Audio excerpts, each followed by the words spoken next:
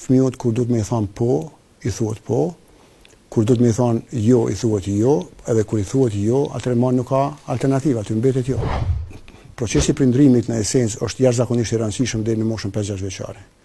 Është koha kur personaliteti i fëmijët është, unë e marr si shembull plastelinën. Plastelina kur është e butë ju e modeloni edhe rimodeloni ashtu si ju keni dëshirë. Por me kohë ajo plastelinë fillon të ngurtësohet. Edhe zakonisht fillon praktikisht diku pas moshës 5-6 vjeçare. Edhe në momentin kur doni me rimodelu plastelinën, e cila është e ngurtë, dhe nëse aplikoni forcë më shumë, ajo në fund edhe thehet. Për këtë arsye është shumë e rëndësishme kjo periudha e parë e jetës, me qenë prezencë të prindërve, me të gjitha atë që prindi duhet me ofru.